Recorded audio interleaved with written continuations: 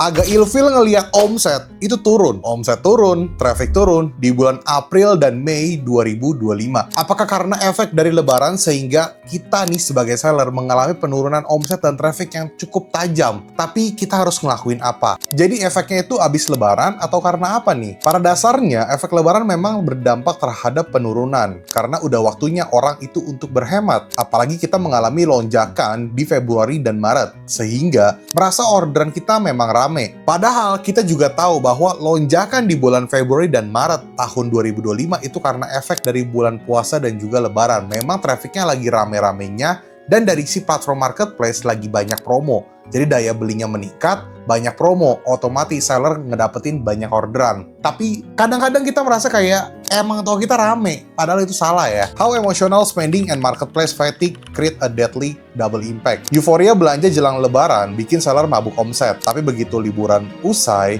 konsumen mulai irit dan aktivitas marketplace langsung turun drastis. Ditambah lagi, algoritma sering ngereset performa toko yang sempat viral selama periode campaign. Jadi, kamu kira habis panen besar, uang bakal terus mengalir. Hati-hati, efek after party di marketplace itu nyata dan mematikan. Jadi sebenarnya memang bagus kalau misalnya toko kalian itu mengalami lonjakan yang cukup tajam di saat bulan Februari dan Maret. Itu positif dan itu bagus, karena nggak semua seller juga mendapatkan impact yang maksimal. Atau mungkin kalian tokonya naik, tapi sebenarnya naiknya nggak maksimal, cuma naik berapa doang. Karena banyak seller di luar sana, itu yang naiknya bisa 2 kali lipat, 4 kali lipat, 6 kali lipat di saat periode-periode bulan Februari dan Maret. Jadi sebenarnya toko bagus mengalami kenaikan, tapi teman-teman juga harus ngecek nih secara jangka panjangnya dan ketika ada penurunan itu efeknya gimana? Apakah masih bagus atau enggak? Jadi apakah kenaikan di bulan Februari dan Maret itu berdampak positif untuk toko? Misalnya, Januari omset 100 juta, Februari omset 150 juta. Mulai ada efek karena bulan puasa. Maret omset 300 juta. Itu high demand. April dan Mei mengalami penurunan dan omset di 130 sampai 160 juta. Nah, kalau misalnya kita lihat, kan kesannya kayak turun ya, karena di bulan Februari dan Maret, kalian mengalami lonjakan yang cukup tinggi. Lalu habis itu, di 2 bulan selanjutnya, yang berarti April, Mei, kalian mengalami penurunan, tadi omset di 130 sampai 160 juta. Itu kan berarti turun dari 2 bulan sebelumnya. Padahal itu penurunan karena memang efek dari lebaran. Tapi coba kita teliti lebih dalam. Jadi terkesan turun, tapi coba dilihat. Kalau omset kalian bisa melewati bulan Januari atau Februari, berarti sebenarnya toko kalian itu bertumbuh. Pada kasus ini misalnya kita lihat secara kuartal dari Januari sampai April, berarti Q1 sampai Q2, Q2 belum selesai. Ini toko klien gue udah naik 199% dari segi omset dan pesanan naik 174%. Di bulan 1 Januari omset 430 jutaan, bulan Februari 367 jutaan, dan bulan 4, yang berarti di bulan April omset di 423 jutaan. Nah, di sini poinnya, ketika kalian mengalami penurunan 2 bulan terakhir, tapi coba kalian cek secara kuartal 1 yang berarti Januari sampai Maret. Kuartal 2, April sampai Juni. Gimana growth toko kalian? Kalau bertumbuh bagus, kalau turun, coba kalian perbaiki di kuartal 3. Terkadang memang kita melihat omset per bulan kadang bisa bikin kita ngedown kalau lagi ada penurunan. Tapi kita lihat juga dong berdasarkan kuartal dan juga tahun. Toko klien gue ini tahun 2024 berhasil naik 61.000% dari segi omset dan 58.000% dari segi orderan. Selain daripada toko klien gue ini berhasil bertumbuh, ini juga tergolong karena toko masih baru. Jadi growth-nya terlihat sangat mengerikan naiknya. Tapi di tahun 2025, Januari sampai April 2025, berhasil naik 199% dari segi omset dan 174% dari segi orderan. Secara 4 bulan terakhir sudah hampir 2 kali lipat kenaikannya. Nah, ini harus kita cek. Ketika kalian mengalami penurunan di bulan ke-4 dan 5, kalian coba cek secara tahun kalian tetap naik gak? Tetap bertumbuh gak? Terus kalau misalnya penurunan di bulan 4 dan 5, apakah bisa melewati di bulan Januari dan Februari? Jadi kalau misalnya kalian bisa ngecek itu juga, kalian juga jadi tahu nih, toko kalian itu sebenarnya bertumbuh atau tidak.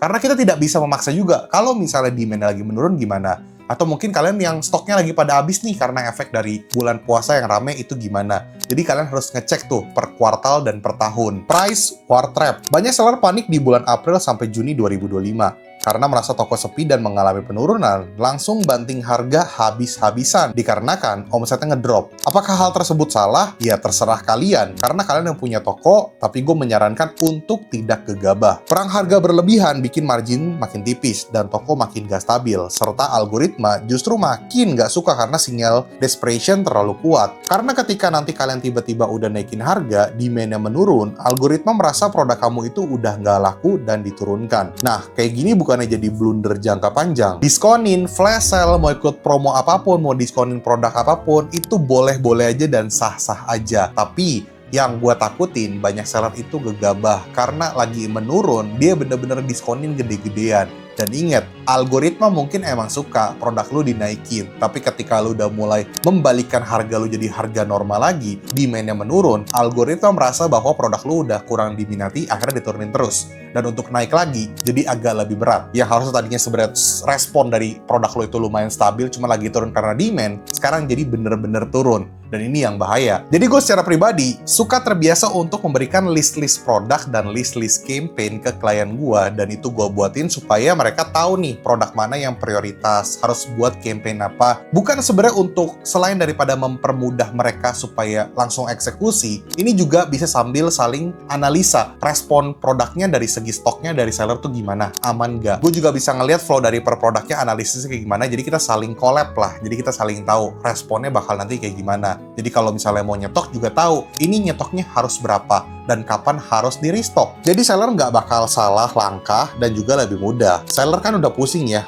udah ngurusin operasional, produk, dan sebagainya, makanya gue bantuin kalian. Nah, ngomongin soal produk baru, banyak seller justru lagi sepi gini nggak mau ada produk baru. Padahal produk baru bisa bantu angkat traffic karena mendatangkan demand baru. Jadi apakah kalian adalah seller yang diem-diem aja tanpa upload produk baru? Coba tulis di kolom komen. Produk pivot. Jangan ngotot jualan produk yang lagi seret. Lakukan pivot cepat ke produk yang tetap dicari meski lagi musim cupris. Bisa sambil dianalisa kompetitor serupa penjualannya itu kayak gimana. Tapi memang cara ini bisa dilakukan kalau kalian bukanlah pemilik dari brand. Nah, jadi jangan terlalu nggak mau pivot ya. Gue sangat menyarankan teman-teman untuk ketika demand lagi turun atau mungkin stok lu produknya lagi banyak yang habis, lu untuk pivot ke produk-produk lain tapi yang masih sesuai dengan sub kategori kalian. Contoh, kalian jualan fashion misalnya baju. Bajunya lebih ke kaos. Ternyata demand dari polo lagi naik. Ya udah kalian boleh pivot ke polo. Mumpung demand dari si kaos lagi turun. Toh nggak akan ngeganggu karena sama-sama di kategori fashion dan di subkategorinya ada kaos polos dan juga kemeja polo atau mungkin kaos polo.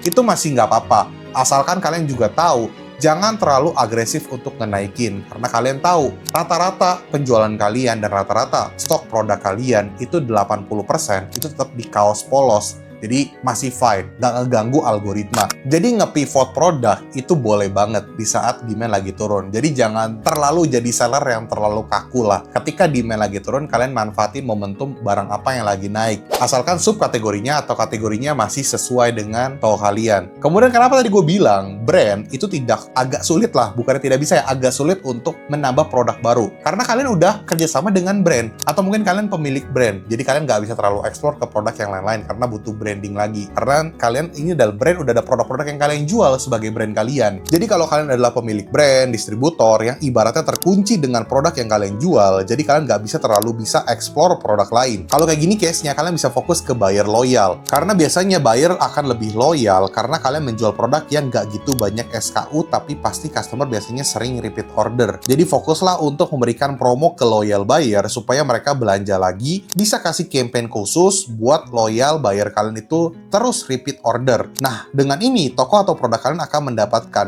pertahanan algoritma, sistem merasa produk kamu masih ada demand, menjaga bottom line order kalian. Mungkin ketika kalian sudah mencoba metode seperti ini, tetap misalnya tahu kalian mengalami penurunan nih, at least sebenarnya penurunannya tidak terlalu tajam. Misalnya karena kalian udah pivot produk, udah ngelakuin hal-hal yang tadi udah gue sebutin, supaya algoritma tetap kejaga. Tokonya tetap turun nih, turun 20%. Sebenarnya itu lebih mending dibanding kalian nggak ngelakuin apa-apa atau mungkin salah langkah, akhirnya tokonya malah turun 40%. Dua-duanya sama-sama turun, tapi kita meminimalisir penurunan dari segi traffic dan omset dari toko. Nah guys, itu adalah feedback dari gua mengenai respon dari bulan April, Mei, Juni 2025. Jadi jangan terlalu panik, kemungkinan besar juga di mid-year sale, di pertengahan tahun ini di bulan Juni akan banyak promo yang disediakan sama marketplace. Dan ini adalah momentum yang pas buat kalian di kuartal 3, yang berarti dari Februari, Maret, April, Mei, Juni, Juli, Agustus, September adalah waktu yang tepat untuk kalian bener-bener maksimalin toko kalian, karena sebentar lagi Harbolnas. 3 bulan di Q4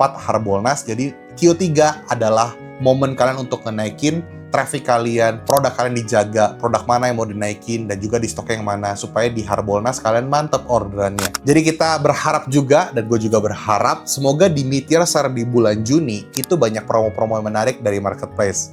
So guys, thank you so much yang sudah nonton video ini sampai detik ini, sampai habis. Jangan lupa untuk like, komen, dan subscribe. Dan jangan lupa untuk nyalakan notifikasi, biar kalian tidak ketinggalan video terbaru dari channel YouTube Rio Gandhi. Dan buat teman-teman semua di sini yang pengen beli digital course gue, bisa ke link di bawah ini. Di situ berisi mengenai pembelajaran digital video-video gue.